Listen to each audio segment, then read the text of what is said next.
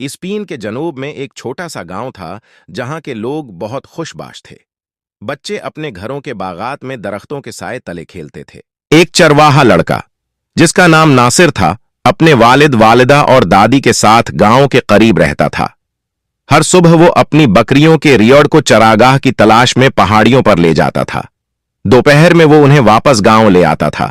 ہر رات اس کی دادی اسے کہانی سناتی تھی، ستاروں کی کہانی۔ یہ کہانی ناصر کو بہت دلچسپ لگتی تھی۔ ایک دن جب ناصر اپنے ریوڑ کی نگرانی کر رہا تھا اور اپنی بانسری بجا رہا تھا، اچانک اسے ایک پھولوں کی جھاڑی کے پیچھے ایک شاندار روشنی نظر آئی۔ جب وہ جھاڑی کے قریب گیا تو اس نے ایک شفاف اور بہت خوبصورت کرسٹل بال دیکھا۔ کرسٹل بال رنگین قوس قزح کی طرح چمک رہا تھا۔ ناصر نے احتیاط سے اسے اپنے ہاتھ میں لیا اور اسے گھمایا۔ حیرت سے اچانک اس نے کرسٹل بال سے ایک کمزور آواز سنی۔ اس نے کہا، تم دل کی خواہش کے مطابق ایک خواہش کر سکتے ہو اور میں اسے پورا کروں گا۔ ناصر کو یقین نہیں آیا کہ اس نے واقعی ایک آواز سنی ہے۔ جب اس نے یقین کر لیا کہ اس نے واقعی کرسٹل بال سے وہ آواز سنی ہے تو وہ بہت پریشان ہو گیا۔ اس کی بہت ساری خواہشات تھیں کہ وہ کسی ایک خاص خواہش کا فیصلہ نہیں کر سکا۔ اس نے خود سے کہا، اگر میں کل تک انتظار کروں تو مجھے بہت ساری چیزیں یاد آئیں گی، پھر میں اپنی خواہش کروں گا۔ اس نے کرسٹل بال کو ایک بیگ میں ڈال دیا اور ریوڑ کو جمع کرتے ہوئے خوشی خوشی گاؤں واپس آ گیا۔ اس نے فیصلہ کیا کہ وہ کسی کو بھی کرسٹل بال کے بارے میں نہیں بتائے گا۔ اگلے دن بھی ناصر فیصلہ نہ کر سکا کہ کیا خواہش کرے، کیونکہ اس کے پاس واقعی ہر چیز تھی جس کی اسے ضرورت تھی۔ دن حسب معمول گزر رہے تھے، لیکن ناصر اب بھی اپنی خواہش نہیں کر سکا، لیکن وہ بہت خوش نظر آتا تھا۔ اس کے ارد گرد کے لوگ اس کے رویے میں تبدیلی دیکھ کر حیران تھے۔ ایک دن ایک لڑکا ناصر اور اس کے ریوڑ کا پیچھا کرتا ہوا ایک درخت کے پیچھے چھپ گیا۔ ناصر حسب معمول ایک کونے میں بیٹھا، کرسٹل بال نکالا اور چند لمحوں کے لیے اسے دیکھا۔ لڑکا اس لمحے کا انتظار کر رہا تھا جب ناصر سو جائے گا۔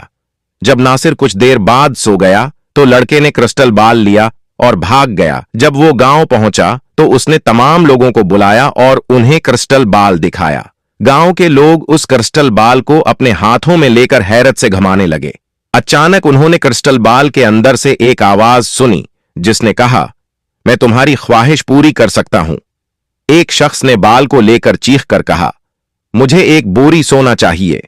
دوسرے نے بال کو لے کر زور سے کہا، مجھے 2 صندوق بھر کر زیورات چاہیے۔ ان میں سے کچھ نے خواہش کی کہ ان کے پاس ان کے پرانے گھروں کے بجائے خالص سونے کے عظیم دروازے والا محل ہو۔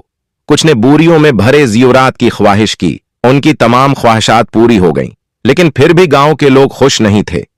وہ حسد کرتے تھے کیونکہ جس شخص کے پاس محل تھا اس کے پاس سونا نہیں تھا، اور جس کے پاس سونا تھا اس کے پاس محل نہیں تھا۔ اس وجہ سے گاؤں کے لوگ ایک دوسرے سے ناراض تھے اور آپس میں بات چیت بند کر دی تھی۔ گاؤں کے باغات جہاں بچے کھیلا کرتے تھے وہ نہیں رہے۔ ہر طرف محلات اور سونا ہی سونا تھا۔ بچے بہت ناخوش ہو گئے تھے۔ صرف ناصر اور اس کا خاندان خوش اور مطمئن تھے۔ ہر صبح اور دوپہر وہ بانسری بجاتا تھا۔ ایک دن گاؤں کے بچے کرسٹل بال ناصر کے پاس لے آئے۔ بچوں نے ناصر سے کہا، جب ہمارا گاؤں چھوٹا تھا ہم سب خوش اور خوشحال تھے۔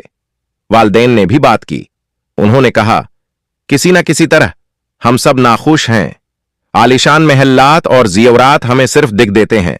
جب ناصر نے دیکھا کہ لوگ واقعی پوچھتا رہے ہیں تو اس نے کہا، حالانکہ کرسٹل بال نے مجھ سے کہا کہ میں کچھ خواہش کروں، میں نے ابھی تک ایسا نہیں کیا، لیکن اگر تم واقعی چاہتے ہو کہ سب کچھ اپنی جگہ پر واپس آ جائے تو میں اس کی خواہش کروں گا۔ سب خوشی سے راضی ہو گئے۔ ناصر نے کرسٹل بال کو اپنے ہاتھ میں لیا، اسے گھمایا اور خواہش کی کہ گاؤں ویسا ہی ہو جائے جیسا پہلے تھا۔